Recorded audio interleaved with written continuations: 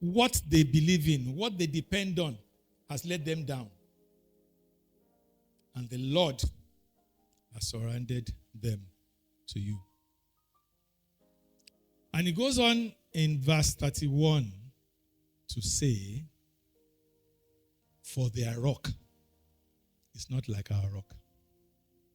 Their rock sold them because their rock is not like our rock. And I think we should just sing, there is none holy as the Lord.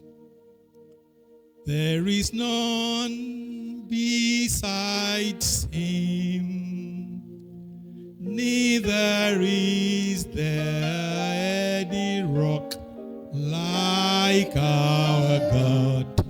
There is none holy as the Lord. Let's sing it one more time, just to honor the choir. There is none holy as the Lord.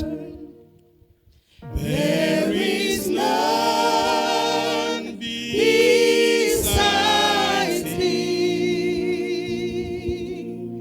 Neither is there any rock like our God.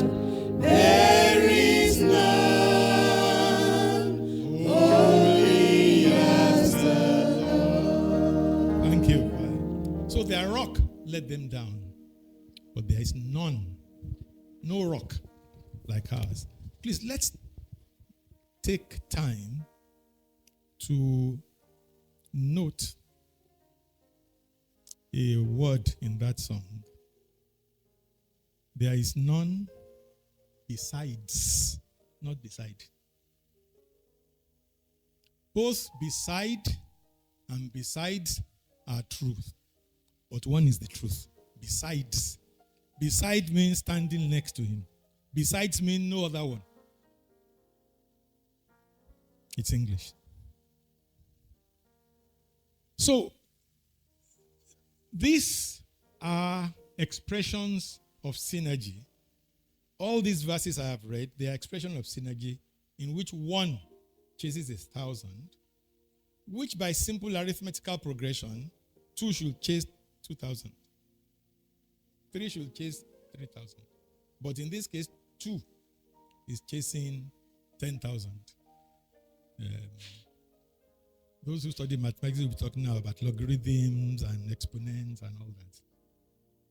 I'll spare you. So alignment produces synergy. In fact, synergy demands alignment. Whenever there's no alignment, there can't be synergy. But now the important thing which we need to understand as children of God is that it might be relatively easy for 2 people to be aligned. But when a whole people of God needs to be aligned, the only strategy is to determine the common source of alignment that each of us becomes aligned to, such that we then become automatically aligned. When we were younger, people looking for wives and looking for husbands and trying to make sense of marriage, we were given one illustration that the relationship between a man and a wife should be a triangle at which God is at the top, the man and the wife at the base. And that as each of them move closer to God, they move closer one to the other.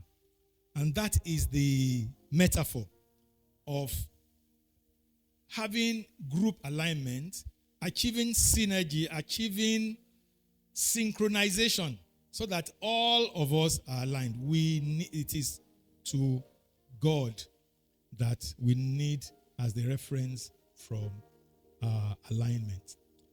And this is easily demonstrated in John 15, verse 7. If I read from verse 1, so to put some context to it. I am the true vine, and my Father is the vine dresser. Every branch in me that does not bear fruit, he takes away. And every branch that bears fruit, he prunes, that he may bear more fruit. You are already clean because the word which I have spoken to you, because of the word which I have spoken to you, abide in me, and I in you. Be aligned. As the branch cannot bear fruit of itself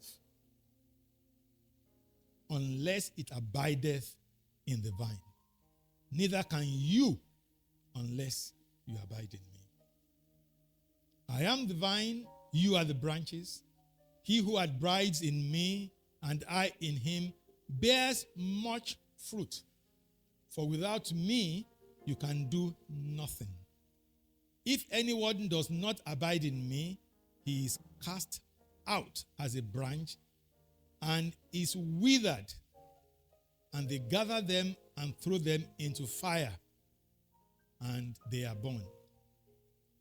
If you abide in me, and my words abide in you, you will ask what you desire, and it shall be done for you. That's the power of alignment. If you abide in me, and my words abide in you, you will ask what you desire, and it shall be done for you. By this, my Father is glorified, that you bear much fruit, so you will be my disciples. The implication here is that alignment in our desire with the desire of God produces results. And it goes without saying, if we are aligned to him, if we abide in him and his words abide in us, we are not even likely to ask things outside his will.